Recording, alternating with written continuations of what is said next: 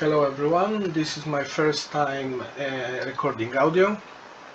The topic today is GMS2, a 4X game in the style of World War II and Civilization 3 Tides of Crimson, with a target of the hot seat mode.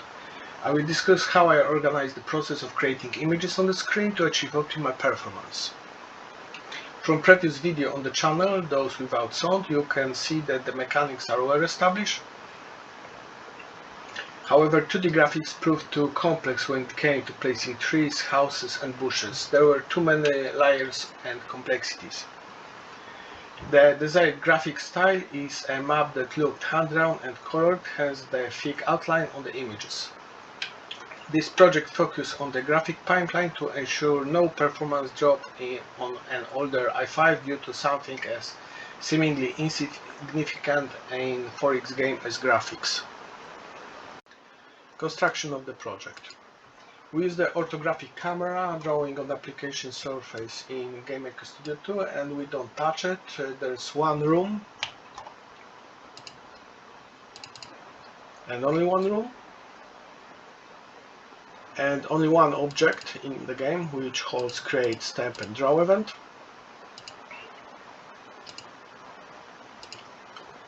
So this draw event holding only drawing mine surface, and everything else we perform in the step event.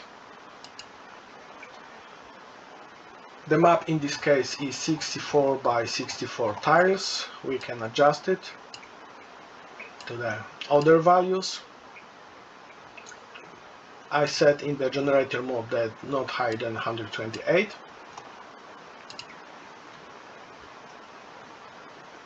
Resolution 1920 by 1080 is native here, so we scale everything to this resolution even if we resize it. The basic size is 64 by 64 pixels. It scales the icon and tiles on the map to this size, so if we change resolution, everything will scale up or down to this particular size. I show this in another recording. Drawing pipeline looks that way. We open drawing pipeline and here we draw an old paper surface, old paper texture on the whole surface, which looks that way. Then we blend map surface, which is the color. We're using camera left top corner as the reference. How we move the camera is another topic. We're using blend modes here, and then we are using shaders to flat other surface like base, outline and cover. On this we draw a menu later on. We draw a menu somewhere here, which I discuss in another recording. It's independent of the map, so the menu redraw is independent of map redraw, and if we do anything on the menu, it doesn't affect redrawing map. If we don't force map redraw by shifting or an action like here, force map redraw, the preserved surface is drawn, saving resource for logic. Clicking on the map doesn't redraw it without a command, only display a context menu. In this case we draw only information from the right mouse of the button. So if we click here anywhere, we have only right mouse of the button. In case of menu we have description.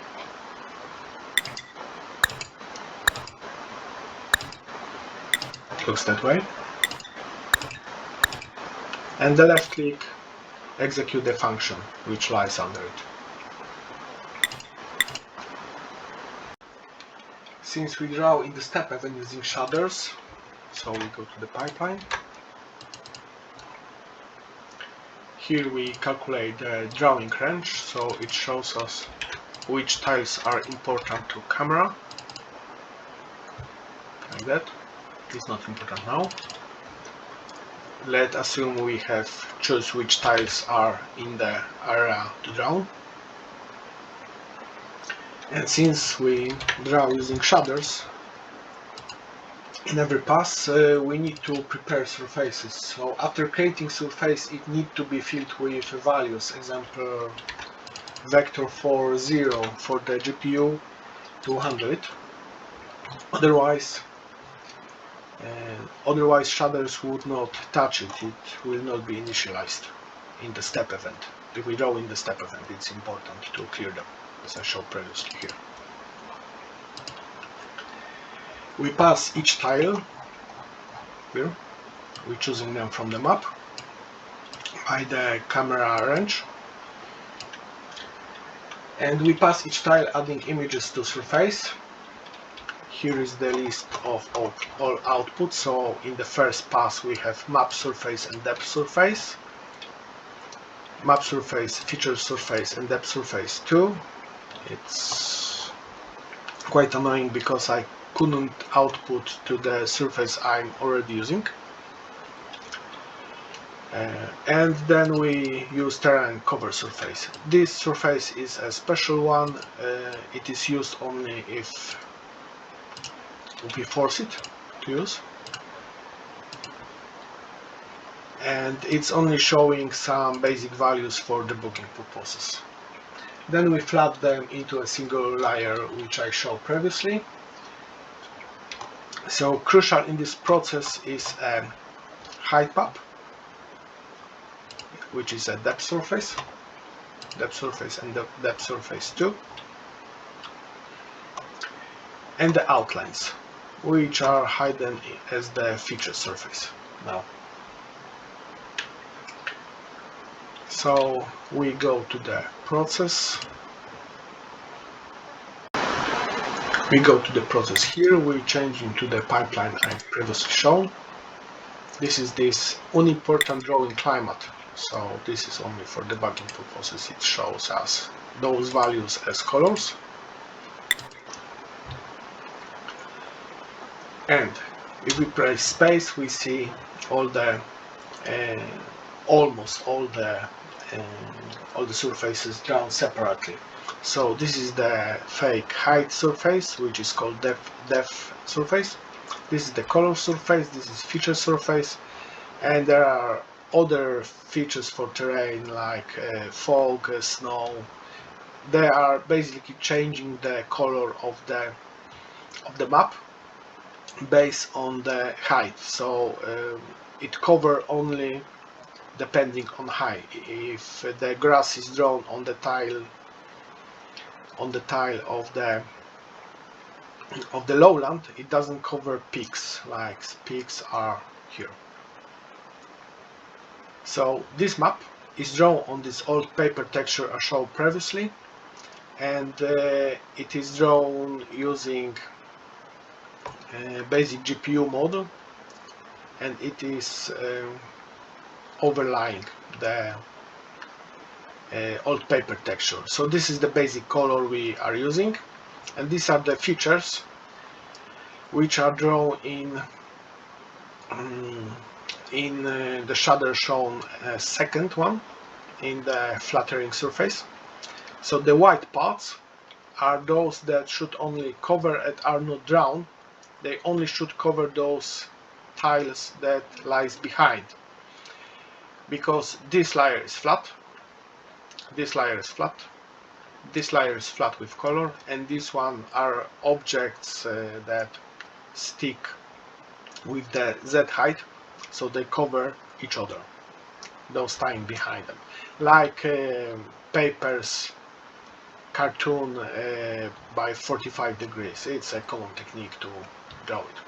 So for example, here we have white color of the mountains. This white color will be ignored, and one from this map should be used in the process. Crucial in the process are the base color, the height map, and the outline. Height drawing process consists of 6 levels in this case, which are stated here, and they refer with high reference to the legal terrains. So the peaks are drawn with height base, and every other is drawn with height base plus some high steps, which are stated in the creation event here. They represent the distance from the camera, since we have an orthographic camera values are positive, with higher values indicating deeper drawing. Each tile is constructed with a base that looks that way, and modification, which are those extensions. There are fancy pieces at the edges. In the first pass we draw the height map, so if we refer to the first pass drawing pipeline for the map, this is this one, and with value 1, so the pass 1. In the first pass we draw the height map and the base color map, which are those two targets. In the same process terrain features are added, so here we have a surface with terrain features as target.